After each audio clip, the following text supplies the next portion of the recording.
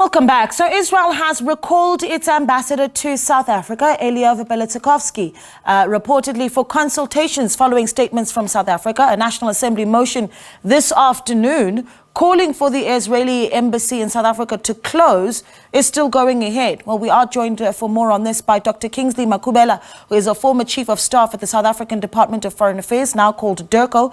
He joins us via Teams.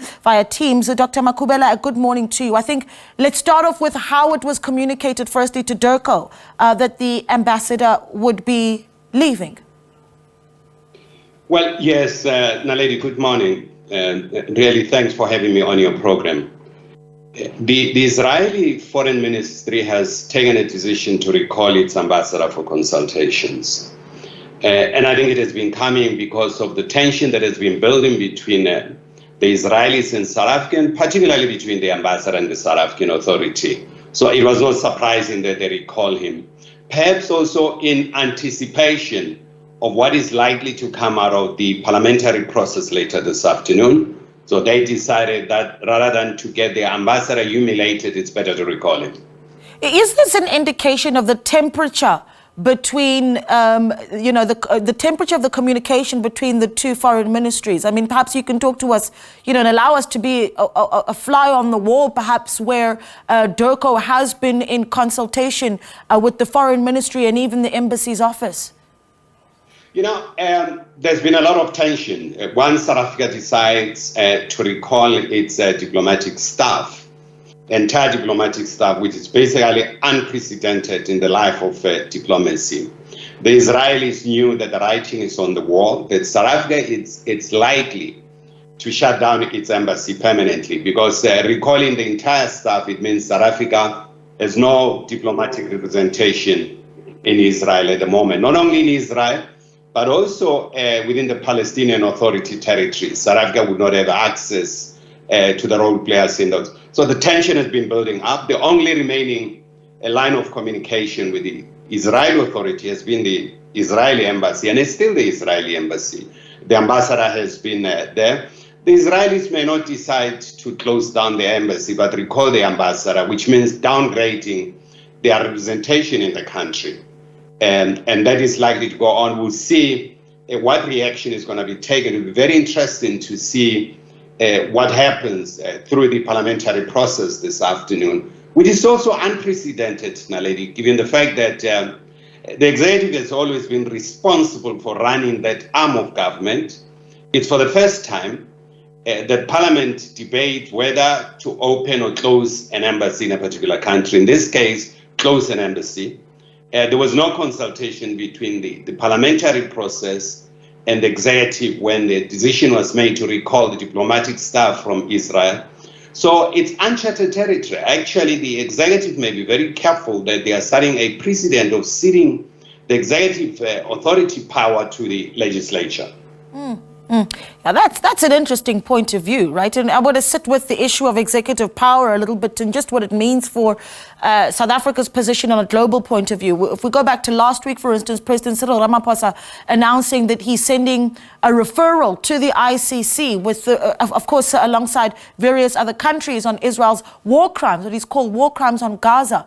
And the minister in the presidency, Khumbudzo Ntshavheni, confirming that yesterday the government wants the ICC to issue warrants of arrest to individuals, including the Israeli Prime Minister.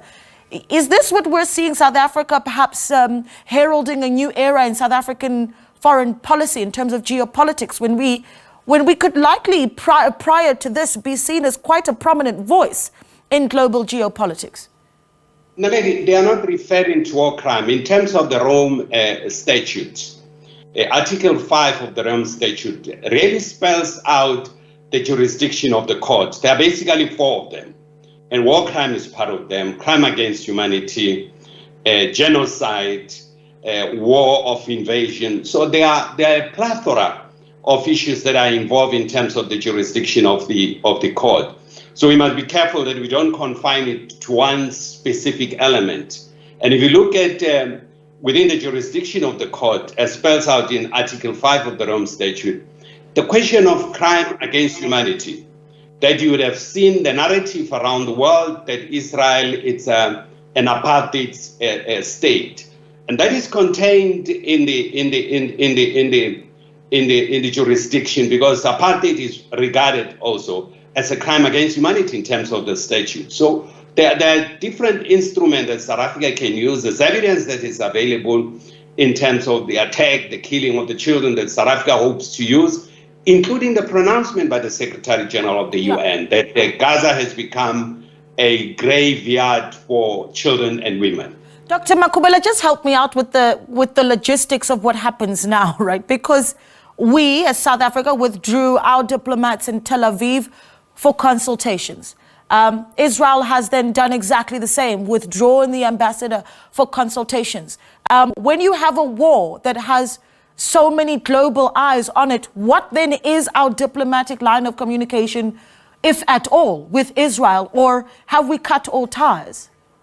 You know, I have a different view from what the government is doing. I'm not, from where I'm sitting, I think the government is shooting itself in the foot, because the government will lack the necessary resources to understand and interface with that situation.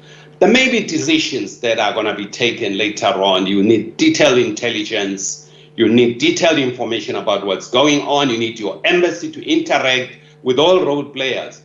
I don't think withdrawing the diplomatic mission is a prudent way to do things at this point. This is the time precisely when South Africa needs enough resources on the ground to be able to interact with all role players to get a better understanding and to be able to make an informed decision.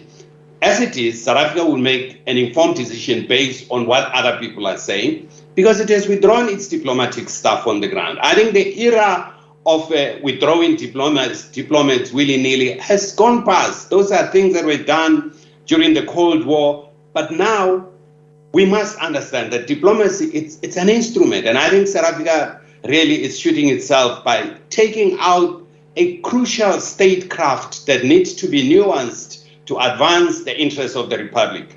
And I don't know how South Africa is going to do this moving forward. I think it's an emotional decision. I think a lot of people are quite emotional about what's going on there, but statecraft requires very prudent and nuanced action by those in authority. And I think it's a big mistake. I've got, we could talk for hours because there's so much to touch on, but I want to squeeze this one in. This afternoon, of course, we're seeing that extraordinary sitting of the BRICS bloc and some of the new member states that will officially be joining, of course, at the beginning of 2024, taking part in that extraordinary meeting. Can we talk about, firstly, the significance of including the new members, even though they're officially not really part of the BRICS bloc as yet, as we chair the bloc this year.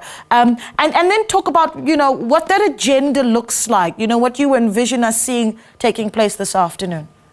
Naledi, if you see the countries that have been included now are countries that are coming from the region.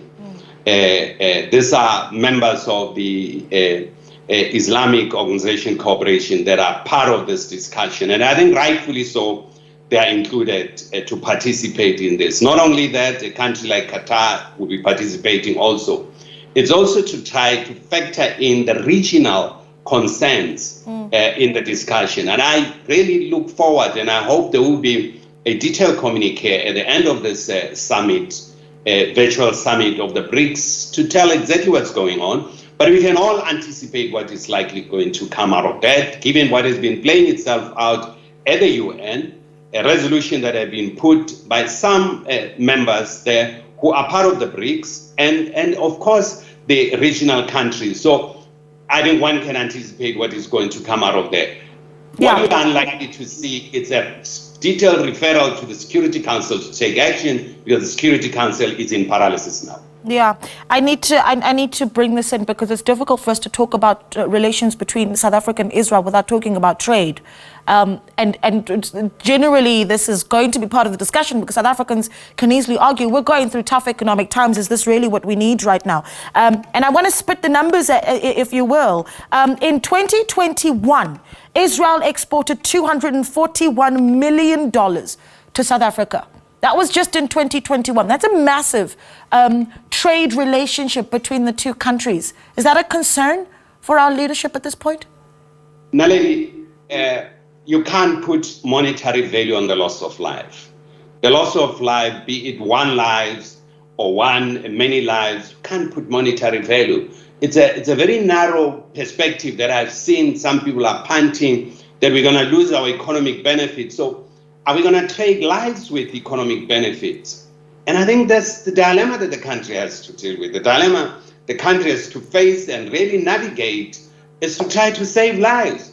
And if you create a condition that is conducive for people to thrive and so on, you would benefit. But I think to put the two together, I think it's being insensitive. It's the same narrative that we've had around the Ukraine to say bread and life.